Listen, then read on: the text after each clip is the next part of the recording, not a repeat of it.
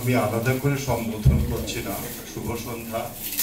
অনুবাদ করতে করতে কখনো অনুবাদ তত্ত্ব নিয়ে ভেবেছি, পড়তে চেষ্টা করেছি, পড়েছি, বলিনি কখনো। কি বলবো সেটা একটা জটিল প্রক্রিয়া। অনুবাদ কিন্তু আপনারা সবাই জানেন, আমি বললে আপনারা বলবেন আমরাও এভাবেই ভেবেছি। একটা টেক্সট, একটা পাঠ এক ভাষা থেকে আরেক ভাষায় যায়, খুব সহজে বলি। কিন্তু আসলে টেক্সট কি যায়? আমরা একটু ভেবে দেখলে বুঝতে পারবো টেক্সট যায় না, টেক্সটের কন্টেন্ট যায়।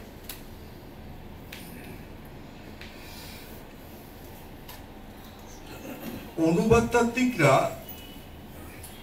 যে ভাষা থেকে যায় তাকে বলেন সোর্স ল্যাঙ্গুয়েজ,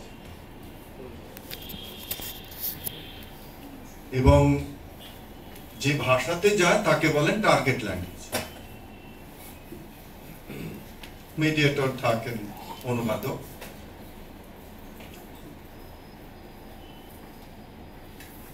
কিন্তু এই সোর্স ল্যাঙ্গুয়েজ আর সোর্স টার্গেট ল্যাঙ্গুয়েজ বললে সব বলা হয়? আসলে কি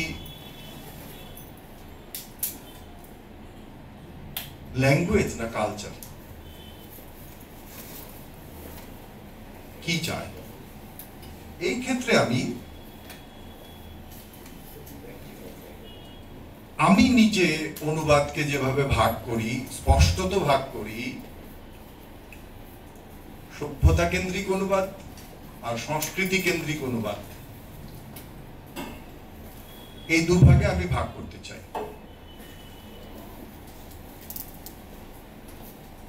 সভ্যতা আর সংস্কৃতিকে আমরা ওয়াটারটাইট কম্পার্টমেন্ট হিসেবে ভাগ করে ফেলতে পারবো না, কিন্তু আমাদের আলোচনার জন্য সভ্যতা সংস্কৃতিকে ভাগ করতেই হয়। আবার ওভারল্যাপিং কিছু বিষয় আছে। ধরা যাক ধর্ম। ধর্ম কি সভ্যতার অংশ না সংস্কৃতির অংশ, নাকি দুটোরই অংশ, নাকি কিছু শেয়ারিং অ্যাসপেক্টস আছে এর মধ্যে? এই প্রশ্ন আছে আমাদের মনে, থাকবেও অনেকদিন। যতদিন পর্যন্ত মানব সমাজ থাকবে, মানব সমাজের ধর্ম থাকবে, ততদিন পর্যন্ত ধর্ম সম্পর্কে এই প্রশ্নটা থাকবে। সভ্যতার অংশ, সংস্কৃতির অংশ, নাকি ওভারল্যাপিং বিষয় আছে। কিন্তু তবুও আমরা অনুবাদকে স্পষ্টত দুটো ভাগে ভাগ করতে পারি। আমি অন্তত ভাগ করতে চাই। সেটা হলো সভ্যতা কেন্দ্রিক অনুবাদ আর সংস্কৃতি কেন্দ্রিক অনুবাদ। যত রকমের সৃজনশীল সাহিত্য, সৃজনশীল রচনা আছে,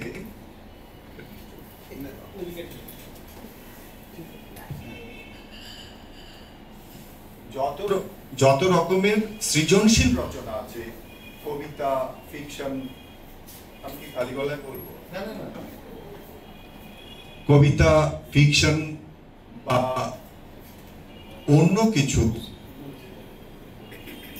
সেগুলোকে আমরা সভ্যতা সংস্কৃতি কেন্দ্রিক অনুবাদ বলবো। আবার সভ্যতার অংশ হিসেবে যা আছে, ইভেন রিসার্চের ব্যাপার,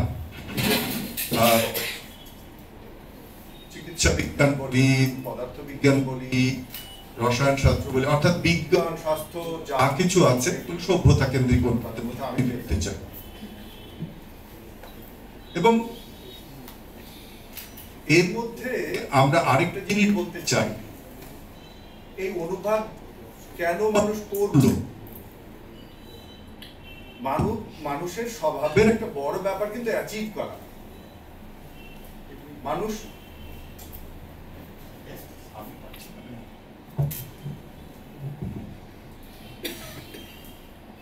মানুষের স্বভাবের একটা বড় ব্যাপার কিন্তু অ্যাচিভ করা, অ্যাচিভ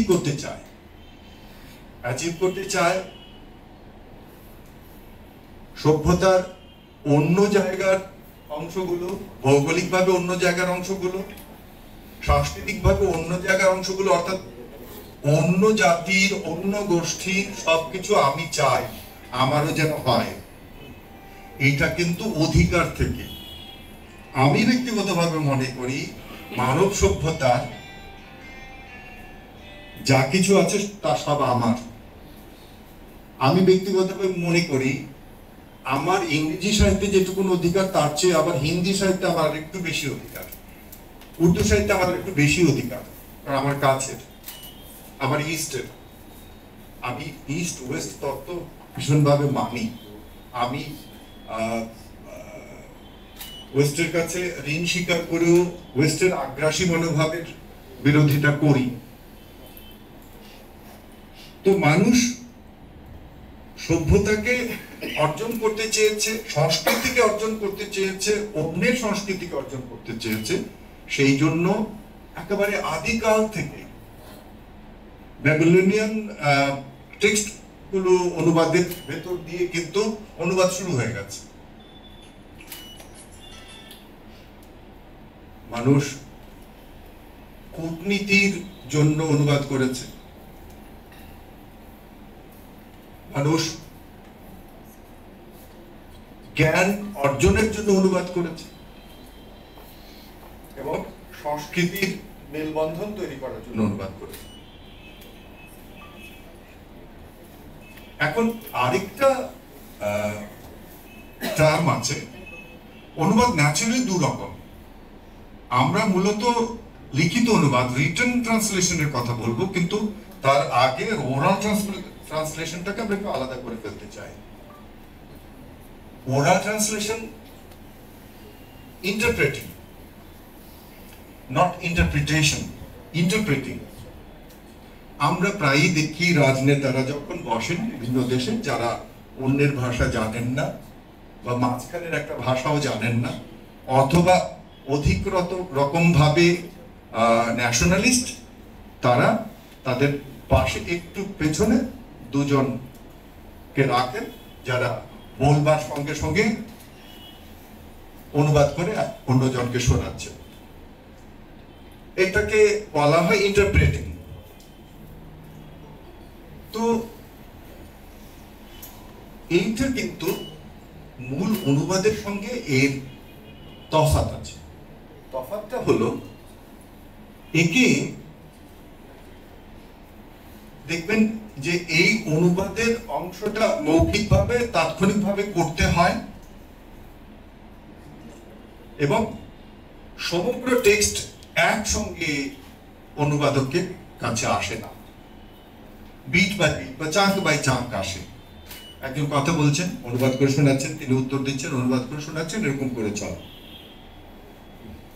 কিন্তু আমরা যেটাকে অনুবাদ বলছি, রিটেন ট্রান্সলেশন, তার সব কিন্তু এই টেক্সট অ্যাজ এ হোল আমরা আগে থাকতে পাই, আমরা তা পড়ি, তারপর অনুবাদ করি এবং যতক্ষণ পর্যন্ত আমি স্যাটিসফাইড না হই সেটাকে ঘষা-মাজা করি। আবার দেখুন দ্বিতীয় সংস্করণে ঘষা-মাজা করি, তৃতীয় সংস্করণেও ঘষা-মাজা করতে পারি।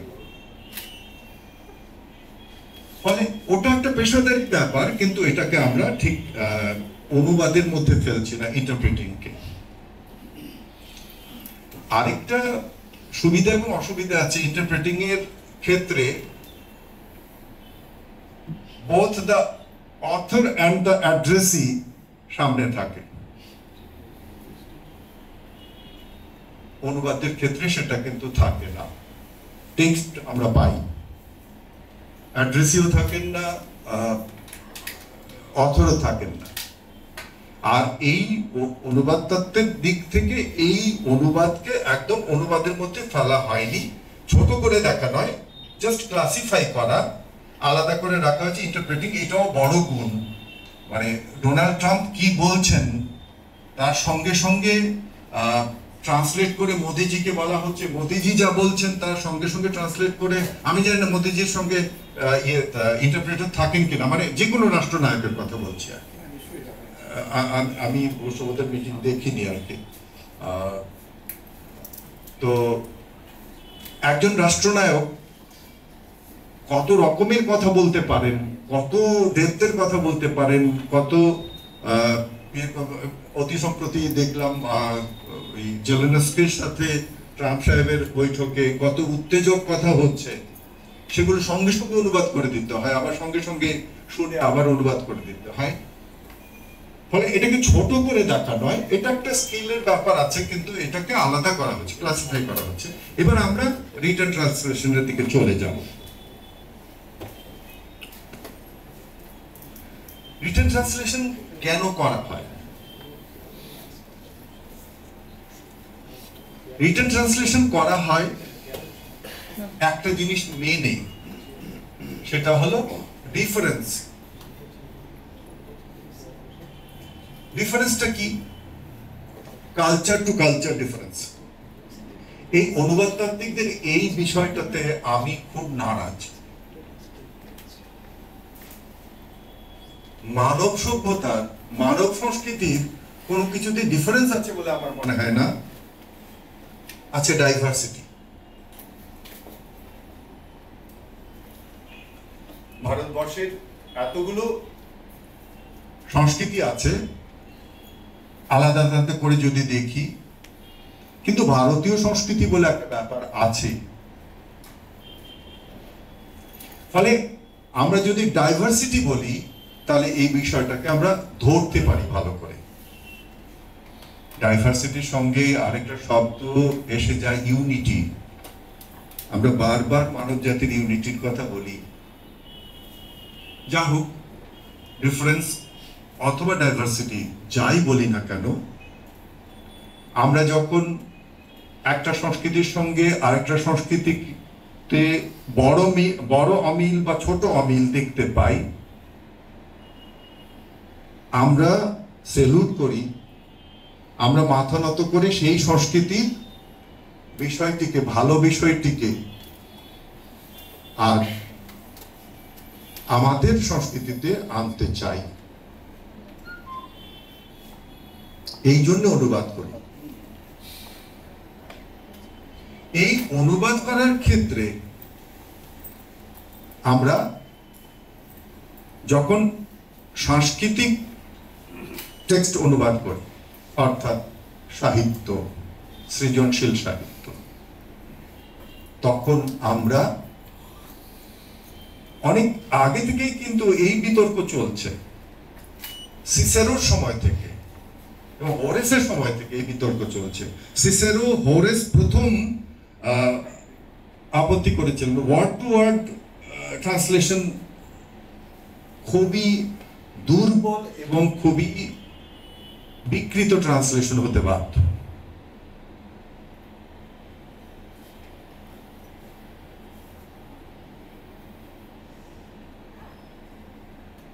মধ্যযুগে বাইবেলের জার্মান অনুবাদক মার্টিন লুথার স্পষ্ট করে বলছেন অনুবাদকের স্বাধীনতা দরকার। এটা কে বলছেন? বলছেন বাইবেলের অনুবাদক, যেখানে একদম ধর্মগ্রন্থের ক্ষেত্রে বলা হয় ওয়ার্ড টু ওয়ার্ড অনুবাদের কথা। কিন্তু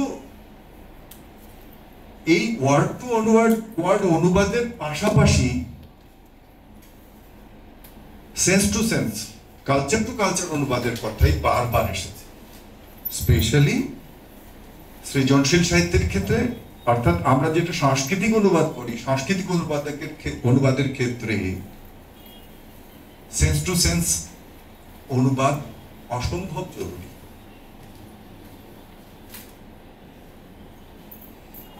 এখন কিভাবে ঘটে বিষয়টা? খুব দ্রুত ঘটে, মানবদা সাক্ষ্য দেবেন আমার সঙ্গে আশা করি, খুব দ্রুত ঘটে। কিন্তু অনুবাদকের মনের ভিতর, অনুবাদ কিন্তু কোনো প্রোডাক্ট নয়, অনুবাদ একটা প্রসেস, একটা প্রসিডিউর।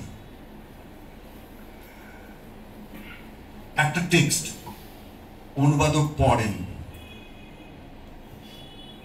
তিনি ইন্টারপ্রেট করেন। এই ইন্টারপ্রেট করা মানে ইন্টারপ্রিটেশন, ওই দোভাষীর কাজ নয়, ইন্টারপ্রেট করেন তার মনে। তারপরে তিনি এই ইন্টারপ্রিটেশনটা টার্গেট ল্যাঙ্গুয়েজে সেট করেন। এই প্রসেসটা এক মুহূর্তে ঘটে।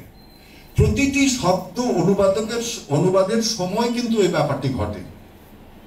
প্রতিটি বাক্য অনুবাদের ক্ষেত্রে এই ব্যাপারটি ঘটে, কারণ এই শব্দ, বাক্য, প্যারাগ্রাফ এবং এই টেক্সট মিলে লেখক, অনুবাদক যে কাজটি করতে যাচ্ছেন সেটি কিন্তু করতে চাচ্ছেন একটা কালচারকে ট্রান্সফার করতে চাইছেন।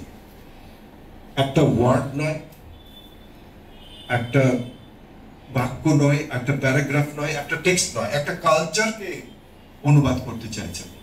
ফলে আরেকটা কালচারে অনুবাদ করতে চাইছেন, ওই যে ডাইভার্সিটির কথা বলছিলাম, আরেকটা কালচারে অনুবাদ করতে চাইছেন। ফলে তাকে দুটো এখানে ব্যাকওয়ার্ড এন্ড ফরওয়ার্ড প্রক্রিয়া কাজ করে। পেছনে ফিরে তাকিয়ে টার্গেট কি বলে সোর্স ল্যাঙ্গুয়েজের এবং সোর্স কালচারের বৈশিষ্ট্যগুলো মাথায় রাখতে হয়, এবং ফরওয়ার্ড হয়ে তার যে টার্গেট কালচার আছে, টার্গেট ল্যাঙ্গুয়েজ আছে, সেই প্রক্রিয়াটাকেও মনে রাখতে, সেই বৈশিষ্ট্যগুলোকে মনে রাখতে হয়, এবং মনে রাখতে হয় যে এই কালচার থেকে আমি এই টেক্সটটিকে নিয়ে এই কালচারে সেট করছি। সুতরাং এই কালচারের সঙ্গে এই কালচারের দূরত্ব কতটা, সে হিন্দি থেকে, উর্দু থেকে আমরা যদি বাংলায় অনুবাদ করি, সেটার ক্ষেত্রে ভাবনা যেমন হবে, হিন্দি থেকে আমি যদি ইংরেজি বা ফরাসিতে অনুবাদ করি সেই ভাবনা সেরকম হবে না। শুধু ভৌগোলিক দূরত্ব নয়, সাংস্কৃতিক দূরত্ব এখানে বড় একটা ফ্যাক্টর। ফলে আমাকে ভাবতে হচ্ছে যে এই কালচার থেকে একটা টেক্সটকে নিয়ে এসে এই কালচারে আমি স্থাপন করছি, আসলে একটা কালচারকে প্রতিস্থাপন করছি, কিন্তু ওই কালচারে তো আরো অনেক এলিমেন্টস আছে, সেইখানে আমাকে ম্যাচ করাতে হবে। এই দুটো কালচারকে, এই ব্যাকওয়ার্ড এবং ফরওয়ার্ড প্রসেসটাকে মনে রেখে কিন্তু অনুবাদককে এগোতে হয়। এইটা যদি মনে না রাখতে পারি আমরা, তাহলে অনুবাদের ক্ষেত্রে খুব বেশি মানে কালচারকে অনুবাদ করতে পারবো না। তাহলে হয়তো শব্দ অনুবাদ হতে পারে, বাক্য অনুবাদ হতে পারে ইত্যাদি। এখন শৈবাল একটা প্রশ্ন দিয়ে আমি আপাতত বলবো এইটুকুন। প্রশ্ন যেগুলো আছে শৈবালের প্রশ্নগুলো আমি ধরবার চেষ্টা করি, আর বাকি আবার পরে প্রশ্ন এলে আমার ব্যক্তিগত অভিজ্ঞতা থেকে উত্তর দেব। মেশিন ট্রান্সলেশনের কথা বলা হয়েছে। মেশিন ট্রান্সলেশনের সঙ্গে সবচেয়ে বেশি যুক্ত আমাদের সভ্যতা কেন্দ্রিক অনুবাদ, মেডিকেল সায়েন্স, ইঞ্জিনিয়ারিং, স্বাস্থ্যবিজ্ঞান, ফার্মাসিউটিক্যাল সায়েন্স। সেখানে শব্দ একটা বড় ব্যাপার। আপনারা জানেন ওষুধের বাক্সের ভেতরে যে কাগজটি দেওয়া হয় সেটার নাম লিটারেচার, ঠিক আছে? সেটার নাম লিটারেচার। এইটা দিয়ে আমি বোঝাতে চাইছি যে অনুবাদকের কাছে যখনই কোনো শব্দ আসে, যখনই কোনো বাক্য আসে, যখনই কোনো প্যারাগ্রাফ আসে, তখন নির্দিষ্ট কনটেক্সট থেকে আসে। একটা পপুলার কথা আছে, স্পেশালি সৃজনশীল সাহিত্যে, text without context is zero. প্রতিটি শব্দ বাক্য আমাদেরকে কনটেক্সটে রেখে বিচার করতে হবে, এবং এটা কিন্তু সভ্যতা কেন্দ্রিক অনুবাদগুলোর ক্ষেত্রেও সত্য, যেটা আমি একটা শব্দের উদাহরণ দিয়ে বললাম। এবার মেশিন ট্রান্সলেশনের ক্ষেত্রে আসছি। আমি মনে করি যে অনুবাদ তত্ত্ব বা অনুবাদের প্র্যাকটিস করে সভ্যতা কেন্দ্রিক অনুবাদে যাওয়া উচিত, কিন্তু তার প্রসেস একটু আলাদা হবে। সভ্যতা কেন্দ্রিক অনুবাদগুলোর ক্ষেত্রে শৈবাল যেটা বললো, টার্মিনোলজি একটা বড় ব্যাপার। আমি কিন্তু মনে করি না যে টার্মিনোলজির অনুবাদ করা ঠিক নয়। টার্মিনোলজির অনুবাদ করা দরকার, তবে আমাদের দেশে কিছু অনুবাদ, টার্মিনোলজির কিছু অনুবাদ ফেল করেছে, সেই রকম অনুবাদ করার দরকার নেই। যেমন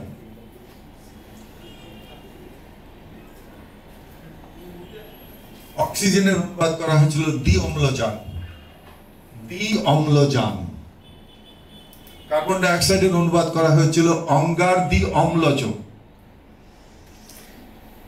আমাদের বিশ্ববিদ্যালয়ে সাপ্লিমেন্টারির অনুবাদ করা হয়েছিল আনুষষ্ঠিক, আনুষষ্ঠিক। তো এই অনুবাদগুলো ফেল করেছে। বরং হিন্দিতে কিছু টেকনিক্যাল টার্মের অনুবাদ হয়েছে, সেগুলো অনেক ভালো কার্যকর। নিজের সংস্কৃতি বা নিজের ভাষার উচ্চারণ এর সঙ্গে মিল রেখে ইংরেজি শব্দ বা ফরাসি শব্দকে একটু পরিবর্তন করে নেওয়া হয়েছে। স্পেশালি ধরুন টেকনিক্যাল শব্দটার অনুবাদ করা হয়েছে তকনিকি, টেকনিকের অনুবাদ করা হয়েছে তকনিক। আমি কিন্তু মনে করি এরকম হলেও টার্মিনোলজির অনুবাদ হওয়া দরকার। যেটা করতে হবে সেটা হলো যে প্রথমে তো দ্বিভাষিক হতেই হবে টার্মিনোলজির ক্ষেত্রে।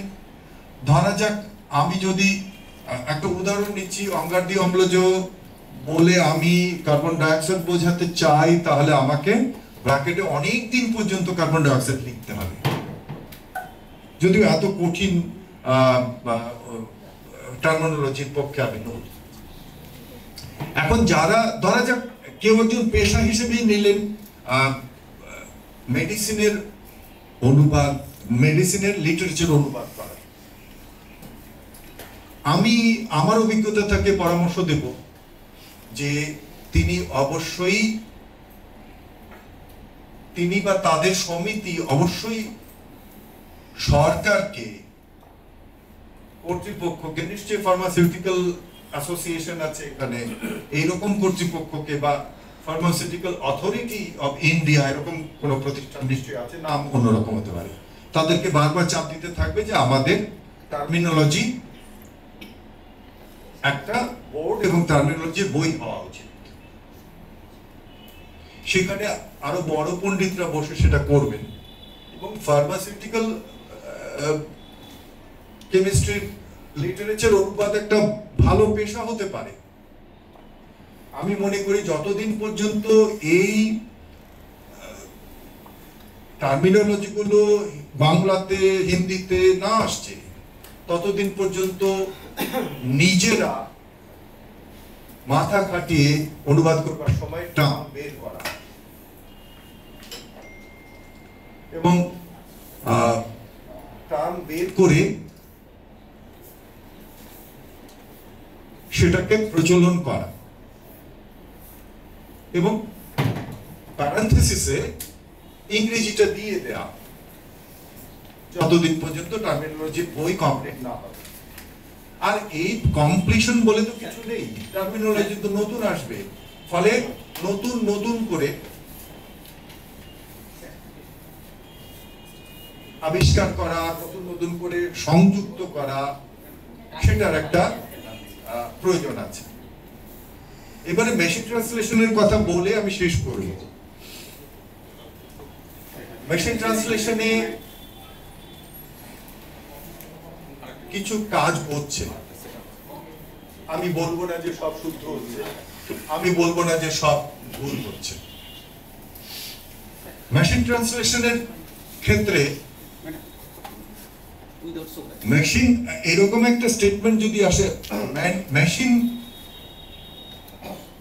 অনুবাদককে রিপ্লেস করবে,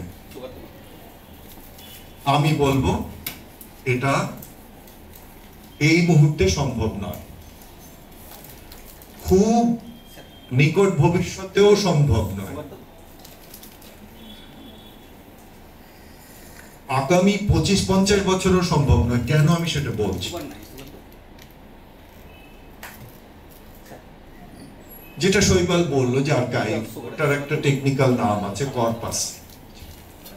ডিজিটাল একটা ভাষার একটা তহবিল তৈরি করা, সেখানে শব্দ, বাক্য, বাক্যের নানান রকম সব নমুনা দিয়ে ভরা থাকবে।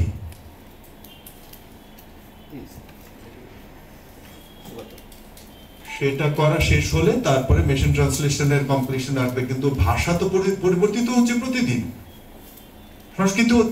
সংস্কৃতি তো স্টেরিওটাইপ কোনো রিলেশনশিপ নয়, স্টেরিওটাইপ কোনো ব্যাপার নয়, ভাষাও কোনো স্টেরিওটাইপ ব্যাপার নয়। এখন এই পরিবর্তনগুলো প্রতিদিন হবে, কিন্তু এই যাবৎকাল যত কিছু পরিবর্তিত হয়েছে, যত কিছু আমরা অর্জন করেছি, সকল পরিবর্তন আমি মনে করি অর্জন। সেই অর্জন করেছি সেগুলো তো কর্পাসে আসতে হবে, তারপরে শুরু হয়। এবং আমার কাছে যেটা মনে হয়, সাংস্কৃতিক অনুবাদের ক্ষেত্রে আমাকে যদি বিজ্ঞান বিরোধী বলেন, এই ভয়ে আমি বলছি প্রায় অসম্ভব, প্রায় শব্দটা লাগাচ্ছি, অর্থাৎ লিটারেরি অনুবাদ সম্ভব নয়। কিন্তু সভ্যতা কেন্দ্রিক অনুবাদ, টেকনোলজি, স্বাস্থ্যবিজ্ঞান সম্ভব। সেটা অর্জন করতে হবে, আমাদের সকলকে কম বেশি কন্ট্রিবিউট করতে হয়। সেই ক্ষেত্রে মেশিন ট্রান্সলেশন কি দাঁড়াবে? মেশিন ট্রান্সলেশন স্বয়ংক্রিয় কিছু দাঁড়াবে বলে আমার মনে হয় না, যেটুকু আমি অভিজ্ঞতা থেকে বলছি। ট্রান্সলেটরের ঠাঁই বদল হবে, তার নামটা বদল হতে পারে। তিনি একজন অনুবাদতাত্ত্বিক বলছেন কোয়ালিটি কন্ট্রোল এক্সপার্ট হতে পারেন। যে মেশিনে দিয়ে অনুবাদটা করা হলো, কিছু কিছু এডিট তিনি আগে করলেন মেশিনে দেওয়ার আগে, তারপরে মেশিনে দেওয়ার পরে সেই অনুবাদটাকে তিনি এডিট করবেন। কোয়ালিটি কিরকম হলো তিনি দেখবেন, কিছু বদলাবেন, তারপরে করবেন। শৈবালের সঙ্গে গতকাল সকালবেলা আসতে আসতে, সীমান্ত থেকে আসতে আসতে এই কথাটাই হচ্ছিল। শৈবাল নিজেই বলল যে আমার ভাবনা এরকম, আমি বিশ্বাস করি তাই, কিন্তু মেশিন অনেক কিছু করবে এ কথা আমি বিশ্বাস করি। কিন্তু সেটা করার আগে মেশিনকে তো ইনপুটটা দিতে হবে, কর্পাসটা তৈরি করতে হবে। সেই কর্পাসটা সাধনা করা হচ্ছে। আনফরচুনেটলি গুগল যা করছে সকল ভাষার জন্য, এটা তাদের বাণিজ্যিক ব্যাপার, এটা আমি মানি, কিন্তু তারপর গুগল যা করছে সকল ভাষার জন্য, আমরা এই সাবকন্টিনেন্টে নিজেদের ভাষার জন্য ততটুকুও করতে পারিনি এখন। এটা বাস্তবতা, এটা বাস্তবতা। ফলে সেই বাস্তবতা মেনে নিয়ে আমাদের একটু অপেক্ষা করতে হবে। এবং বাস্তবতার আরেকটা বিপরীত শব্দ হলো উত্তরণ।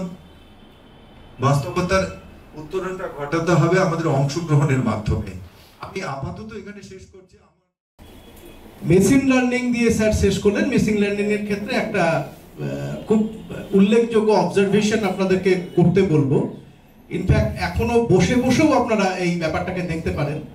সেটা হচ্ছে স্যার একই ভাগ করে ফেলেছেন যে সংস্কৃতিগত বিষয়ের অনুবাদ এবং কাজের অনুবাদ। এই ব্যাপারটা কাজের অনুবাদের ক্ষেত্রে কিন্তু একটা ইনপুট যখন দিচ্ছি, এখন যারা প্রফেশনালি কাজ করছেন, যারা এই আর্টিকেলগুলো লিখছেন, যে লিটারেচারগুলো বিভিন্ন কোম্পানির প্রোডাক্ট লাইনে থাকে, সেই লিটারেচারগুলো লিখছেন, আপনারা গুগল ট্রান্সলেটর ব্যবহার করুন। দেখুন প্রায় 100% এররলেস ইনপুট পাবেন। যে কোনো চাইনিজ প্রোডাক্ট যদি এখনই পকেটে থাকে, নিজেদের গুগল লেন্স অন করে দেখুন, 100% কারেক্ট ট্রান্সলেশন পাবেন। জাপানিজ প্রোডাক্ট দেখুন, 100% কারেক্ট ট্রান্সলেশন পাবেন। অর্থাৎ তাদের শব্দ নির্বাচন, স্যার যে কর্পাসটার কথা বলছেন, কর্পাস তৈরি করবার ক্ষেত্রে যেমন আমাদের একটা ড্রাইভ দরকার, তেমন টেকনিক্যালি আর একটা জিনিস খুব দরকার, যে এই কর্পাস সচেতনতা, যে অলরেডি আমার পকেটে কত টাকা আছে দিয়ে আমি জুতোটা কিনতে গেছি।